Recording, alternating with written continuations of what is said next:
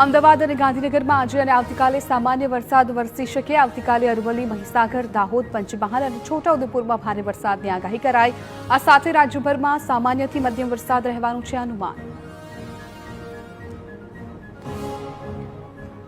અમદાવાદ શહેરમાં લાંબા વિરામ બાદ ફરી એકવાર મેઘરાજાની એન્ટ્રી.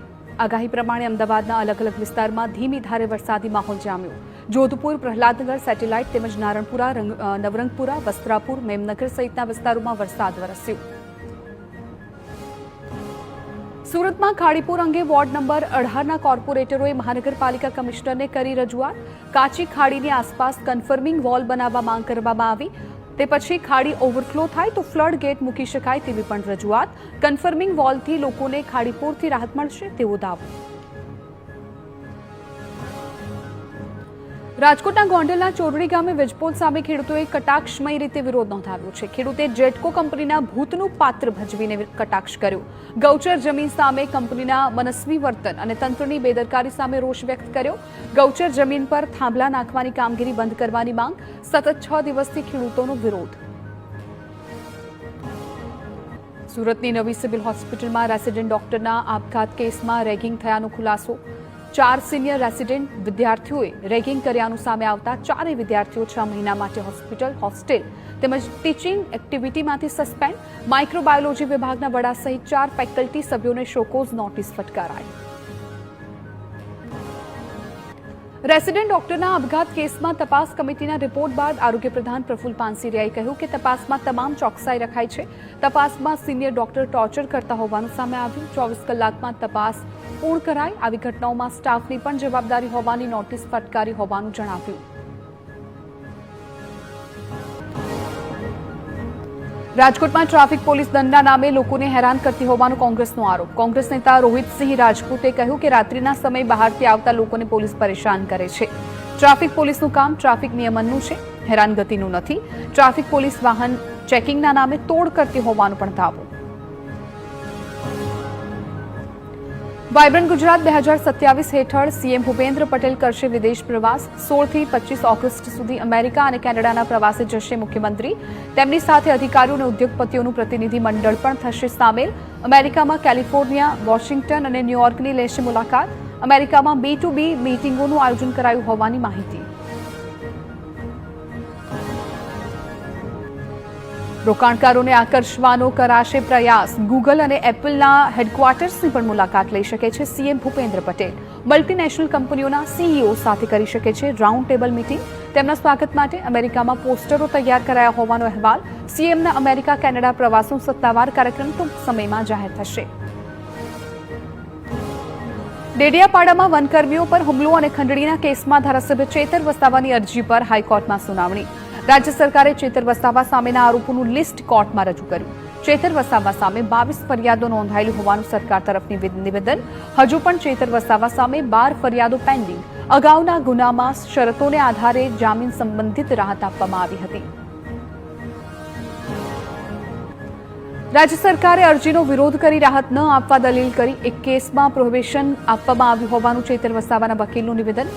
હાઈકોર્ટે ચેતર વસાવાના પક્ષની ઝાટકણી કાઢી. અગાઉ 2 વર્ષનું પ્રોબેશન આપવામાં આવ્યું છે, તેમ છતાં ગુનો આચરવામાં આવ્યો તે બાબતે કરી લાલાંક. સાથે જ કહ્યું પ્રોબેશન એ દયાની વાત છે, તેમ છતાં ગુનો આચરવામાં આવ્યો. કોર્ટે 24 ઓગસ્ટ સુધી ચુકાદો રાખ્યો અનામત. સુરતના નાસિરનગર ડિમોલેશન મામલે હાઈકોર્ટે ફરી તંત્રની કામગીરી સામે સખ્ત કાર્યવાહી દર્શાવી છે, નારાજગી દર્શાવી.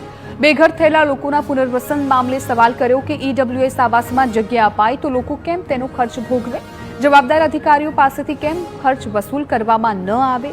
સાથે હાઈકોર્ટે મનપા કમિશનરને સવાલ કર્યો કે હજુ પણ આવા અધિકારીઓ શા માટે યથાવત છે? સાબરકાંઠાના ઈડરની હસનપુરા પ્રાથમિક શાળામાં બાળકોને થઈ ફૂડ પોઈઝનિંગની અસર. અડદની દાળનું ભોજન કર્યા બાદ બાળકોની તબિયત લથડી. 45થી વધારે વિદ્યાર્થીઓને સારવાર માટે ઈડર સિવિલ હોસ્પિટલ લઈ જવામાં આવ્યા. અધિકારીઓએ સ્થળ પર પહોંચી ઘટનાની તપાસ હાથ ધરી. રાજ્યમાં એનાલોગ પનીર ચીઝ જપ્ત કરવાનો સિલસિલો યથાવત. રાજકોટમાં અણિયારા ગામ નજીકની ડીકે ઇન્ડસ્ટ્રીઝ ઝોનમાંથી જથ્થો પકડાયો. ગોવાલિયા નામની પેઢીમાંથી 400 કિલો એનાલોગ ચીઝ અને 150 કિલો એનાલોગ પનીર જપ્ત કરાયું.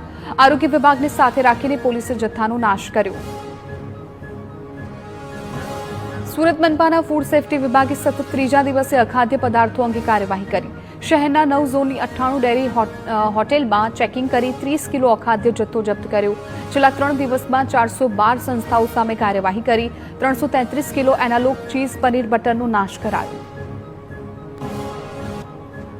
રાજકોટમાં ભેળસેળિયા તત્વો સામે મ્યુનિસિપલ સિવિલ કોર્ટે મહત્વનો ચુકાદો આપ્યો. વર્ષ 2017માં લીધેલો લાલ મરચાનો નમૂનો ફેલ થતા કોર્ટે વેપારીને 1 મહિનાની સાદી જેલની સજા અને 1.5 લાખનો દંડ ફટકાર્યો. સોરઠિયા સર્કલ પાસેના મસાલા માર્કેટમાંથી લેવાયેલા નમૂનામાં ભેળસેળ હોવાનું ખુલ્યું હતું.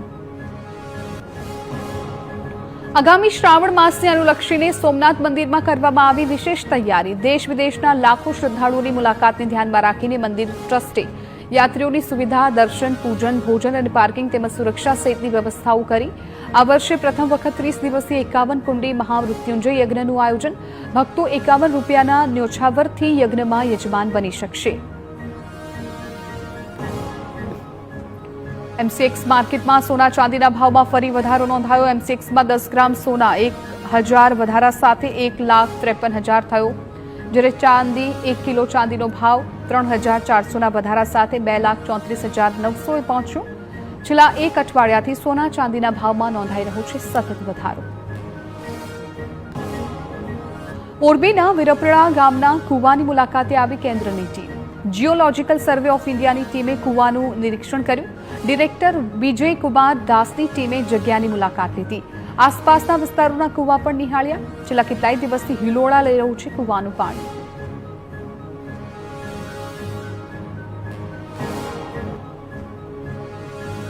ગાંધીનગરમાં રાષ્ટ્રીય કૃમિનાશક દિવસ નિમિત્તે ખાસ ઉજવણી કરાઈ. આરોગ્ય પ્રધાન પ્રફુલ્લ પાનસેરિયાની ઉપસ્થિતિમાં કૃમિનાશક દિવસ ઉજવાયો છે, જેમાં બાળકોને આરોગ્ય ટીમ દ્વારા દવા અપાઈ. ગુજરાતના 1,84,00,000 બાળકોને આ દવા અપાશે.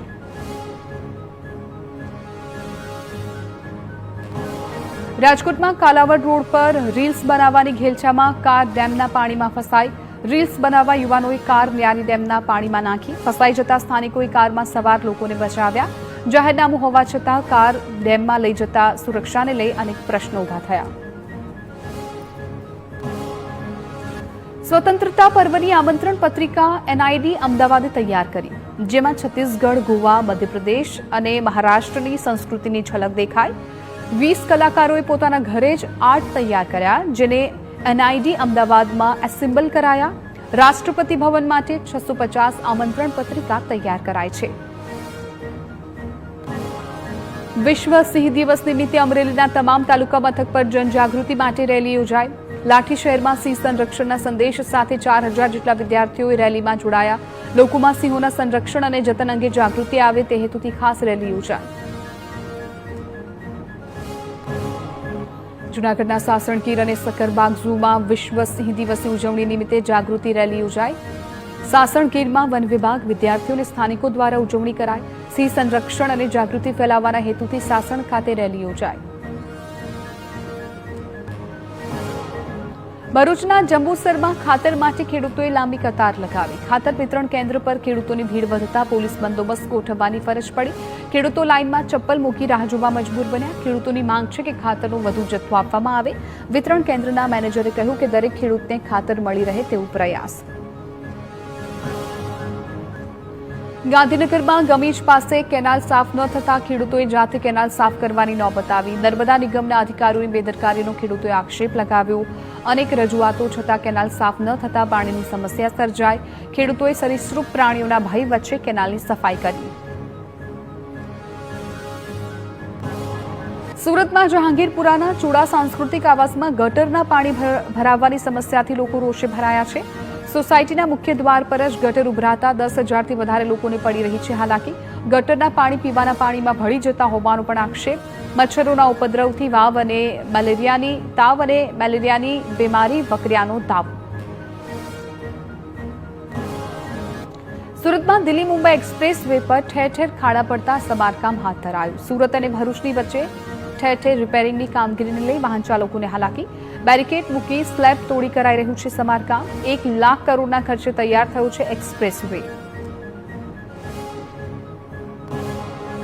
સુરતમાં બીઆરટીએસ બસમાં તંત્રની બેદરકારી દર્શાવતા દ્રશ્યો સામે આવ્યા. ચાલુ બસમાં અંદરની છતનો ભાગ જોખમી રીતે લટકતો જોવા મળ્યો. વરસાદી પાણી અને કથળેલી સ્થિતિને કારણે મુસાફરો હેરાન થયા. બીઆરટીએસ બસોની યોગ્ય જાળવણી ન કરાતી હોવાનો આક્ષેપ. પ્રવાસીઓની સુરક્ષા સામે સવાલ ઉઠ્યા. કચ્છના ગાંધીધામમાં ડિમોલિશનને કારણે ઘર વિહોણા થયેલા પરિવારનું આંદોલન ઉગ્ર બન્યું. 33 દિવસથી ધરણા છતાં ઉકેલ ન આવતા અસરગ્રસ્ત પરિવારોએ ભુજ કલેક્ટર કચેરી ખાતે રજૂઆત કરી.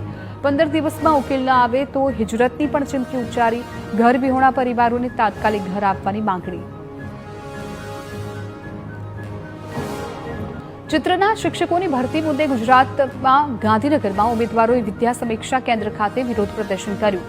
ઢોલક અને મંજીરા વગાડીને અનોખો વિરોધ પ્રદર્શન નોંધાવ્યો.